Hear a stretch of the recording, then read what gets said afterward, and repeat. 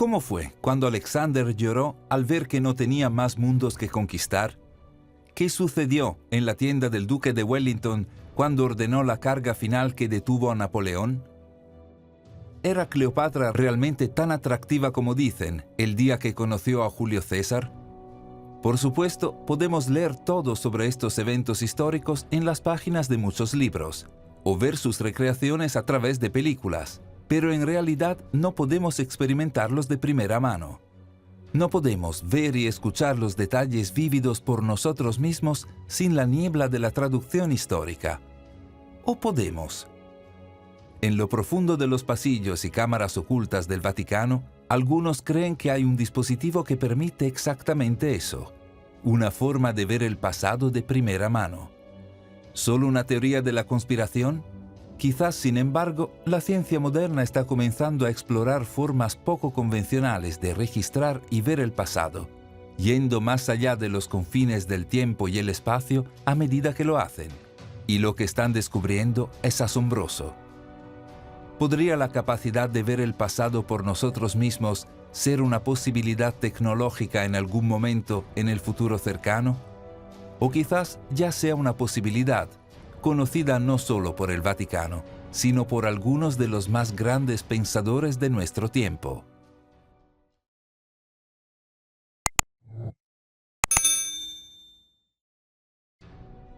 Vimos todo: la agonía en el jardín, la traición de Judas, el juicio, la crucifixión. Estas fueron las impactantes palabras del padre Pellegrino Ernetti, como se relata en el libro de 2000, Le Nouveau Mystère du Vatican, el nuevo misterio del Vaticano, escrito por el amigo y colega de Ernetti, el padre François Brun. Era principios de la década de 1960, y los dos hombres navegaban a lo largo del Gran Canal en Venecia, discutiendo varias interpretaciones bíblicas, cuando abruptamente Ernetti proclamó que las interpretaciones eran innecesarias, ya que era posible ver por uno mismo lo que realmente había sucedido. ¿Pero cómo?, Brun preguntó, escéptico. Ernetti explicó que en el interior del Vaticano había un dispositivo que permitía a su usuario ver y escuchar eventos del pasado. No una máquina del tiempo que enviaba a una persona atrás en el tiempo, sino una especie de visor cronometrado que traía el pasado al presente. Un dispositivo que podría sintonizar eventos específicos del pasado y mostrarlos en una pantalla como una especie de televisión de viajes en el tiempo. Se llamaba cronovisor, declaró Ernetti, y con él había visto no solo los últimos días de la vida de Jesús, la agonía, la traición, el juicio, la crucifixión, sino la destrucción de Sodoma y Gomorra, la creación de los 10 mandamientos y otros momentos bíblicos, así como acontecimientos históricos notables como un discurso del famoso senador romano Marco Tulio Cícero, una representación de la tragedia perdida El Estus, e incluso acontecimientos de la vida de Napoleón. Hay que decir que Pellegrino Ernetti no era un hombre excéntrico por naturaleza. Era un monje benedictino, científico y autor, musicólogo y catedrático de prepolifonía en el prestigioso Conservatorio de Música Benedetto Marcello de Venecia. En otras palabras, no era el tipo de hombre propenso a contar historias fantásticas. Brun lo sabía y, por tanto, inmediatamente comenzó a interrogar a Ernetti sobre el misterioso cronovisor. Ernetti reveló que la idea se le había ocurrido muchos años antes, mientras trabajaba en un proyecto con su colega, el padre Agostino Gemelli, en la Universidad Católica de Milán. Al intentar filtrar los armónicos de los viejos encantamientos de Giorgi, aparentemente habían escuchado la voz del padre muerto de Gemelli hablando a través de la grabadora.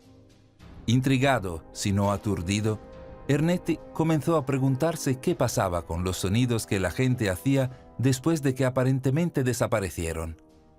¿Podría ser realmente que las voces del pasado se estuvieran grabando de alguna manera? Para responder a su pregunta, Ernetti reunió a un equipo de científicos que comenzaron a trabajar de inmediato. El resultado final, según Ernetti, fue el cronovisor. Curiosamente, Ernetti no reveló a los miembros de su equipo, aunque seguramente Brun estaba ansioso por saber, y de hecho, Las identidades de los científicos se han mantenido en secreto hasta el día de hoy, excepto por dos nombres dignos de mención: Enrico Fermi, uno de los diseñadores de la primera bomba atómica, y Wernher von Braun, el científico espacial alemán y padre de la carrera espacial de la Guerra Fría. ¿Realmente estos científicos históricos bajo la dirección de Pellegrino Ernetti habían creado una forma de ver el pasado? En 1972, una revista italiana llamada La Domenica del Corriere publicó un artículo que llevaba el titular «Por fin se ha inventado una máquina que fotografía el pasado». El artículo incluía el relato de Ernetti del cronovisor, junto, asombrosamente, a una fotografía del rostro de Jesús en el momento de la crucifixión, que Ernetti supuestamente había tomado utilizando el dispositivo como prueba, afirmaba el artículo, de la existencia y función del cronovisor. A pesar de la increíble naturaleza de las proclamaciones de Ernetti en los años que siguieron, la historia se desvaneció en su mayor parte de la vista de todos. Nunca se confirmó, pero tampoco se invalidó por completo. Por su parte, Ernetti dijo al final de su vida que el cronovisor finalmente había sido desmantelado para evitar que cayera en las manos equivocadas, que Ernetti creía que podrían crear la dictadura más aterradora que el mundo haya visto. Hay quienes, sin embargo, creen que en algún lugar profundo del Vaticano el cronovisor permanece hasta el día de hoy oculto, intacto y funcional. ¿Podría existir realmente el cronovisor? ¿Ha existido alguna vez o es solo un engaño?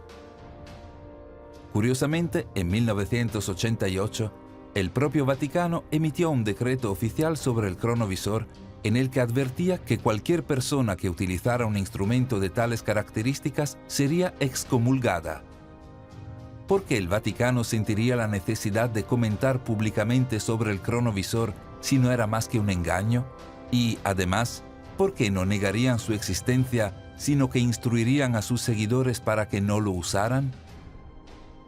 Para obtener respuestas, podríamos comenzar en el ámbito de la ciencia. La idea de un dispositivo capaz de ver eventos del pasado tal vez parezca absurda al principio, excepto que en realidad usamos versiones burdas del cronovisor todos los días. Un espejo es una especie de cronovisor. En realidad no ves tu reflejo en tiempo real, sino que te ves a ti mismo unas millonésimas de segundo antes, el tiempo que tarda la luz en viajar desde el rostro de una persona al espejo y luego reflejarse en sus ojos. Mirarse en un espejo es, en efecto, ver el pasado. Un telescopio es otro tipo de cronovisor. Las galaxias distantes en las vistas del telescopio no se ven como son ahora, sino hace millones o miles de millones de años, cuando la luz las dejó. Por supuesto, el cronovisor de Ernetti era mucho más complejo que eso. Si bien los efectos de un espejo o telescopio se basan en la distancia, el cronovisor de Ernetti podía sintonizar momentos y lugares específicos en el pasado, con la misma facilidad con la que uno puede cambiar de canal en su televisor. Para conceptualizar esto, quizás lo que se necesita es un reexamen de lo que se entiende por tiempo y espacio. Ernetti explicó que su cronovisor funcionaba detectando imágenes y sonidos que se habían creado y que flotaban en el espacio.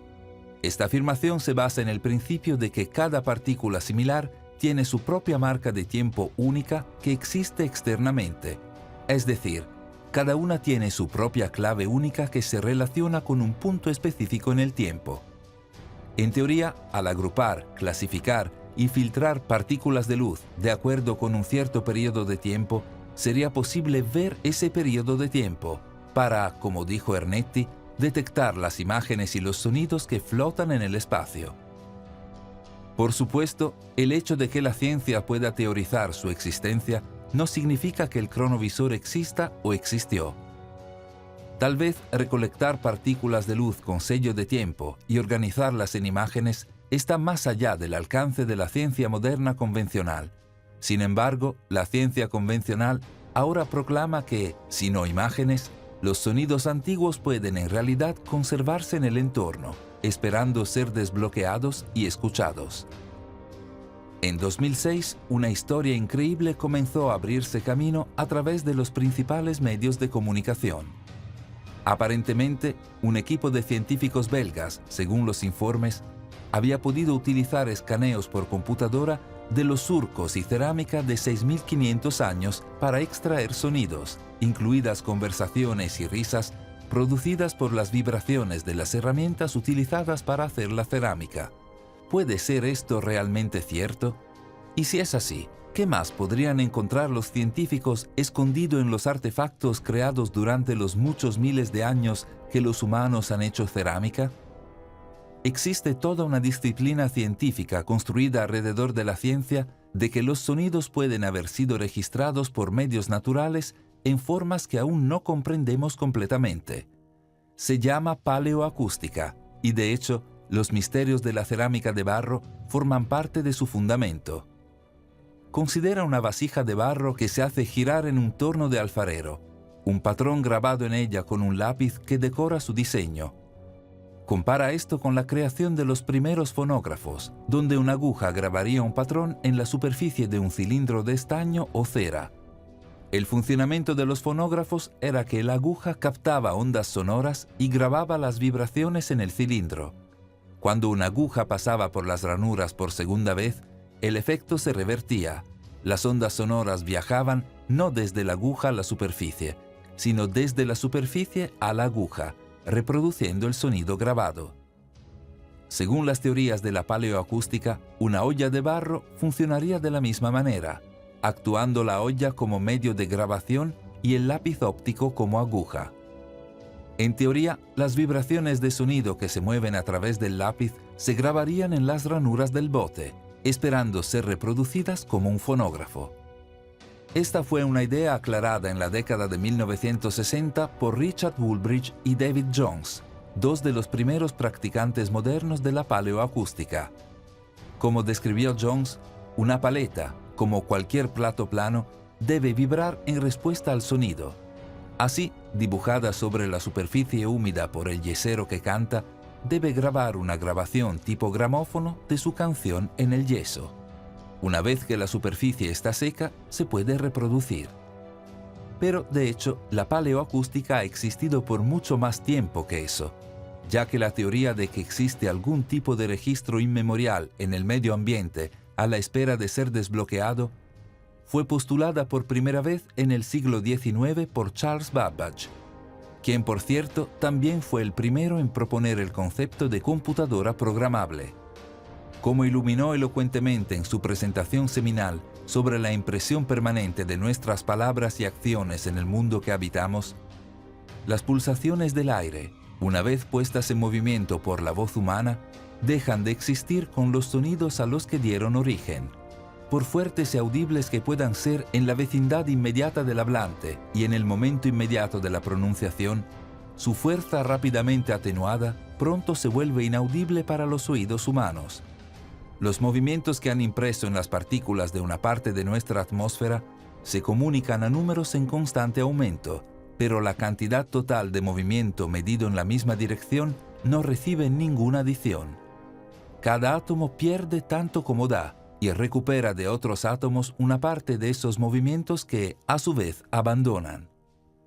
Las ondas de aire así levantadas deambulan por la superficie terrestre y oceánica, y en menos de 20 horas, cada átomo de su atmósfera retoma el movimiento alterado debido a esa porción infinitesimal del movimiento primitivo que ha sido transmitido a través de innumerables canales y que debe seguir influyendo en su trayectoria a lo largo de su existencia futura. Allí, en sus caracteres mutables pero infalibles, mezclados con los primeros, así como con los últimos suspiros de la mortalidad, quedan grabados para siempre votos no redimidos, promesas incumplidas, perpetuando en los movimientos unidos de cada partícula el testimonio de la voluntad cambiante del hombre. En otras palabras, cada sonido que se haya hecho está flotando en el espacio. Babbage tenía razón sobre la computadora. ¿Tenía razón sobre esto también? Tan adelantado a su época como lo estaba Babbage, no fue hasta los tiempos modernos que la ciencia dominante comenzó a intentar poner en práctica las teorías de la paleoacústica para intentar, por así decirlo, recuperar con éxito los sonidos antiguos. Ahora, algunos científicos están examinando cerámica griega de 3000 años en busca de vibraciones de sonido talladas en el esmalte por las herramientas de la cerámica. Otros han recreado la canción de un insecto de 165 millones de años utilizando restos fósiles y una computadora, en lo que el Smithsonian lo llamó un hito en paleoacústica. En otra parte está el trabajo de Patrick Pfister, quien ha acuñado el término paleospectrofonía para describir su práctica de convertir representaciones visuales de sonido, música, habla y ritmo en audio. Desde diagramas del canto de los campesinos rusos hasta espectrogramas de sonido de la Academia Nacional de Ciencias y el FBI, Pfister ha encontrado una manera de reproducir imágenes mudas que graban sonido gráficamente de la misma manera que una computadora reproduce un archivo MP3. Al hacerlo, ha desafiado las ideas sobre qué son las grabaciones de sonido. Simplemente, cada día, la ciencia aprende más sobre la historia oculta en nuestro entorno y cómo podríamos escucharla o verla. Mientras lo hace, uno podría preguntarse si el Vaticano tenía en su cronovisor una versión más avanzada de lo que la ciencia convencional apenas está comenzando a arañar la superficie. Pero entonces, ¿qué tipo de tecnología es más avanzada que la ciencia moderna convencional? Del equipo de 12 científicos supuestamente reunidos por Pellegrino Ernetti para construir el cronovisor del Vaticano, solo se han publicado los nombres de 2. Pero mira más de cerca a uno de estos en particular: el infame Wernher von Braun. Von Braun era un científico nazi, una de las estrellas que trabajaba en los proyectos Wunderwaffe de Hitler. Se decía que estas Wunderwaffe, o armas milagrosas, incluían intentos de caza furtivos, cañones acústicos, tecnología antigravedad y quizás incluso viajes en el tiempo. Algunos relatos incluso dijeron que científicos como von Braun estaban trabajando en una forma de crear una ventana al pasado. Al final de la Segunda Guerra Mundial, von Braun huyó del bando perdedor a Estados Unidos, como parte de la Operación Paperclip del gobierno de Estados Unidos, en el que muchos pensadores nazis de alto nivel fueron introducidos clandestinamente en el país y puestos a trabajar para el gobierno de Estados Unidos. Allí, von Braun se convirtió en un estimado científico de la NASA, el padre de los cohetes estadounidenses y un jugador clave en la carrera espacial. ¿Es posible que otro proyecto en el que continuó trabajando mientras estaba en Estados Unidos fuera una ventana al pasado? Si lo fuera, entonces von Braun no habría sido el único empleado del gobierno de los Estados Unidos trabajando en tal cosa. Oculto en los archivos del sitio web de la CIA, existe un documento extremadamente extraño que describe un experimento que la CIA realizó en 1984, proporcionando una transcripción aparente sin editar que descienda a lo extraño. Primero, de acuerdo con la transcripción, al sujeto del experimento se le da un sobre sellado y se le indica que no lo abra. Quien esté realizando el experimento luego comienza a dar instrucciones al sujeto, indicándole que investigue diferentes coordenadas aleatorias sin proporcionar ninguna otra información, como qué significan estas coordenadas. Mientras lo hacen, el sujeto describe las cosas increíbles que ve: un obelisco como el monumento a Washington, canales de fondo redondeando tallados como lechos de carreteras, una serie de pirámides. Dentro de estas pirámides, el sujeto describe encontrarse con lo que él llama un pueblo antiguo. «Se están muriendo, ha pasado su tiempo o su edad», exclama. A medida de que el experimento llega a su fin, se le indica al sujeto que abra el sobre que se le dio al principio, escrito en el interior en una tarjeta de 3 por 5 pulgadas. El planeta Marte, tiempo de interés de aproximadamente 1 millón de años antes de Cristo. Titulado Exploración de Marte, 22 de mayo de 1984, parece que el documento relata un intento real de la CIA de utilizar lo que se llama proyección astral para visitar el planeta Marte hace 1 millón de años. Lo que el sujeto había estado describiendo entonces eran los vestigios de una antigua civilización marciana. Incluso tenemos un vídeo de los restos ahora encontrados de pirámides y obeliscos en Marte, tal como el sujeto describió en 1984, junto con un rostro misterioso que se asemeja al rostro de la gran esfinge. El enlace al vídeo estará en los comentarios a continuación. Puede sonar extraño, pero para la CIA definitivamente no lo fue. De hecho, el experimento fue parte de lo que se conoció como Proyecto Stargate, una operación en la que la CIA probó la posibilidad de todo tipo de poderes paranormales. Los documentos disponibles públicamente revelan el enfoque del proyecto en la psicogenética, definida como los procesos mentales mediante los cuales el individuo percibe, se comunica o perturba las características de un objetivo, persona o evento diseñado, alejado en el espacio y o tiempo de ese individuo. Más específicamente, el proyecto Stargate estaba interesando en la visualización remota, es decir, usar la mente sola para ver cosas que no están presentes de inmediato, ya sea en el presente, el pasado o incluso el futuro. Por extrañas que sean, no hay duda de que la CIA estaba analizando detenidamente estas cosas. La única pregunta es, ¿hasta dónde llegaron? Todo comenzó con un hombre llamado Andrew Basiago, un abogado de Seattle que se presentó a mediados de la década de los 2000 con la afirmación de que había sido parte de una operación secreta del gobierno de los Estados Unidos conocida como Proyecto Pégaso. Según Basiago, había sido reclutado cuando era un niño en el proyecto que estaba experimentando con tecnologías muy avanzadas como la teletransportación y los viajes en el tiempo holográficos, enviando a niños como él a diferentes planetas y épocas de la historia. En cuanto a sus propias experiencias, Basiago describió haber visto el discurso de Abraham Lincoln en Gettysburg y haber asistido al Teatro Ford la noche de su asesinato. Había visitado, dijo, la carpa del campo de batalla de George Washington durante la Guerra Revolucionaria e incluso había regresado para ver a Jesús. Uno podría notar la similitud de estas afirmaciones con la descripción de Ernetti sobre su uso del cronovisor. ¿Eran similares las historias de Basiago y Ernetti porque usaban la misma tecnología fundamental?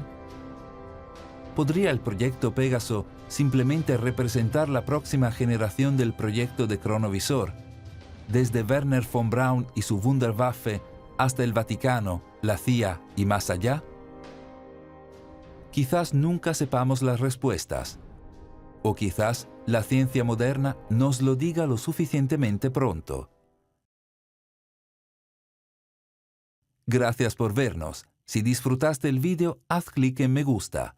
Y si eres nuevo, haz clic en suscribirse y la campana para recibir notificaciones futuras.